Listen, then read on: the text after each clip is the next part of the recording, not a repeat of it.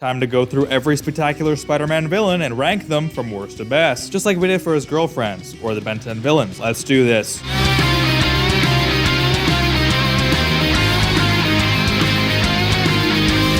The Rhino is pretty one-note for the most part. He's just a typical big brawn oaf with no brains whatsoever, and Spidey doesn't really struggle fighting him throughout the show. My favorite takedown was the gas pipes in the sewer giving the guy heat stroke. Pretty entertaining. As a villain though, he's pretty flanderized and bland.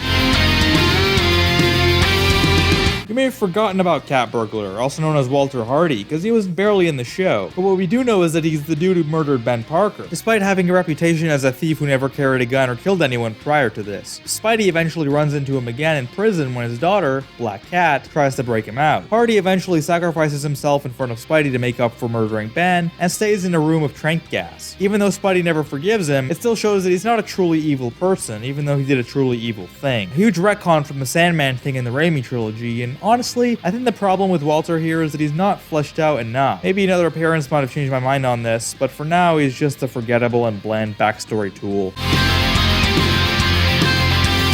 Then we got J. Jonah Jameson's son, aka Colonel Jupiter. This one's a pretty simple concept, an astronaut infected by these spores that make him really unhinged when he gets mad. You know, where we heard this kind of story before.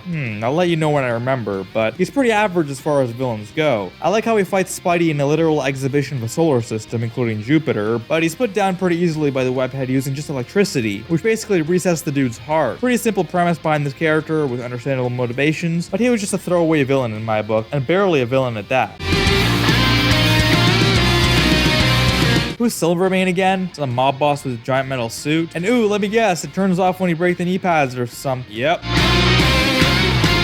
I found Silvermane's daughter, Silver Sable, to be an even more forgettable baddie in the show, pun intended. She dated Hammerhead, who I like, and was the daughter of Silvermane, who was also bland, but other than that, she didn't really have the it factor. Her design is cool, I guess, but nothing beyond that. At least her hand-to-hand fighting's cooler than her dad's.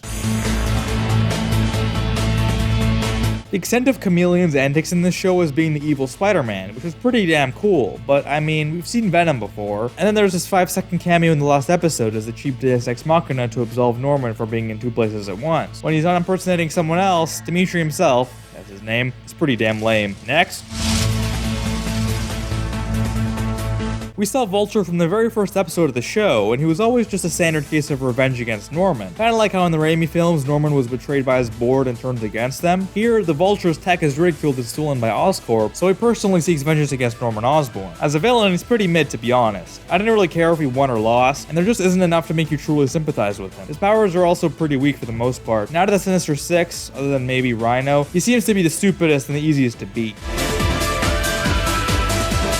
The Lizard was explored quite early into the show, and I was never really a big fan to be honest. This character is always underwhelming in some ways, no matter which iteration he's in, because there's just not a ton of depth to Kurt Connors that makes you understand his ambition. Sure, he wants to grow his arm back, and the experiment goes horribly wrong, but the way it's solved through the medicine is just kind of a simple fix. And this character was always just a pushover nobody from this episode on, so yeah, kind of underwhelming. I will say, his transformation sequence was pretty freaky, especially watching as a kid, and his son being involved added a layer to the whole thing that made him feel more personable. The setting of the zoo where they ended up fighting was also a nice touch and created a cool atmosphere.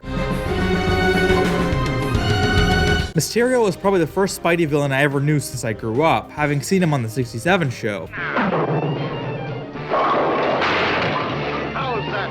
Down payment. Yeah, that clip will always be ingrained in my skull. And they even fought one of the saloons again here. But the way he's handled in Spectacular was a bit underwhelming. I mean, don't get me wrong, the suit looks awesome, and the tricks don't really get stale. But when the mask comes off, the secret identity is just so lame. It's actually impressive how lame it is. Like the Chameleon's partner, who was a waiter on that boat, is now Mysterio? Seriously? And the whole screaming Latin phrases thing? Yeah, even lamer.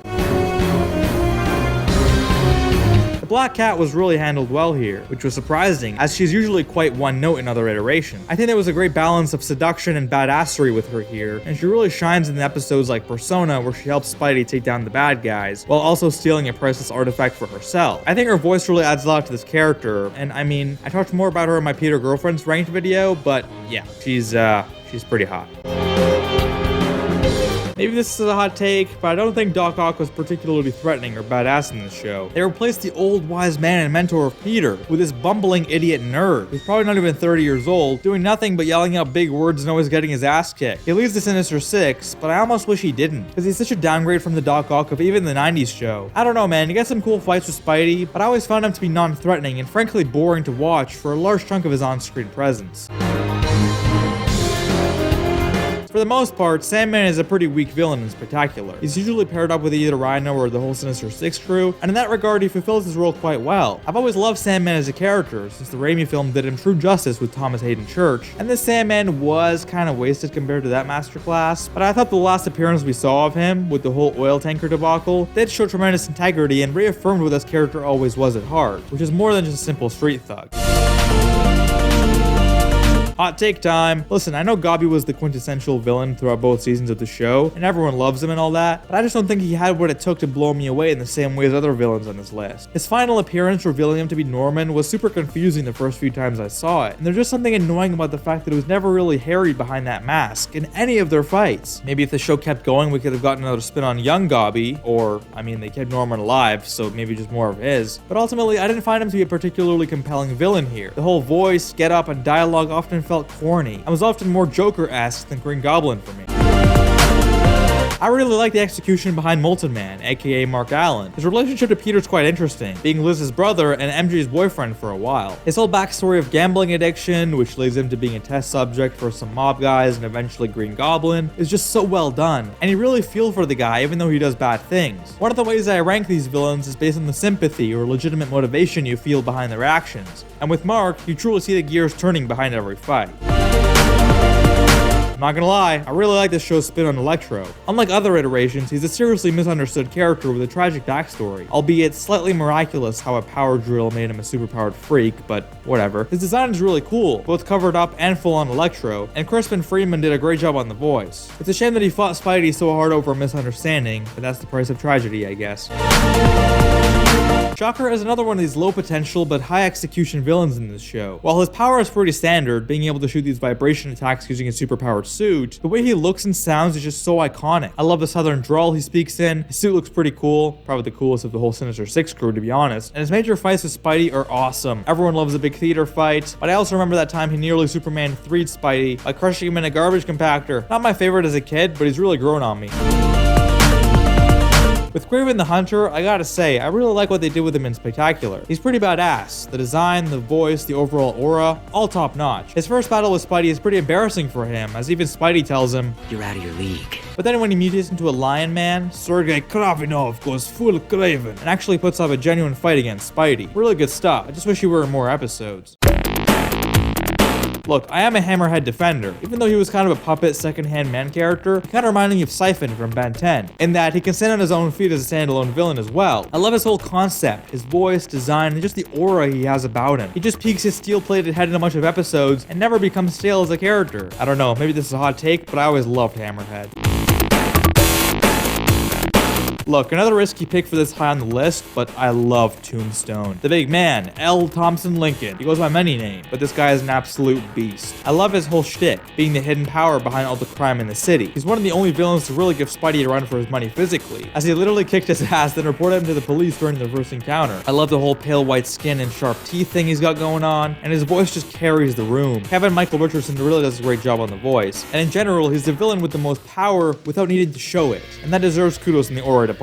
You just can't deny he's got aura. And number one is, of course, Venom. I love what they did to Venom here. Everything about this villain was handled brilliantly. I love the original black suit Spidey, and the whole Uncle Ben flashbacks thing which took the symbiote off of him, and the transfer to Eddie Brock, who's just so unlikable here that you actively root for his defeat. But they didn't hold back on his power, and the fight with Gwen being held hostage is the perfect example of that. This Venom is ruthless, revealing Spidey's secret identity, going after his loved ones, and trashing his school. He even haunts Spidey's subconscious, which ultimately leads him back to the symbiote a second time, which leads to more fun shenanigans. I also just love that scene where Peter tells Brock to shove off. Shove off, Brock. Permanently. That's just so badass, dude. Everything about the Venom arc was handled exquisitely by the writers, and I have zero complaints. The design of Venom is sick, the voice is haunting, and the level of power he has over Spidey is terrifying and exciting to watch. And that was every Spectacular Spider-Man villain ranked worst to best. What do you think? Which villains do you like or hate the most? How would you rank all these guys? Let me know your juicy opinions in the comments down below. Be sure to drop a like on the video if you enjoyed, and consider subscribing if you want to support my stuff. I've made countless videos on Spectacular Spider-Man, all linked below, including his girlfriend's ranked, a review of the final episode, and more. So check all those out with the links below. I'll see you guys in the next one.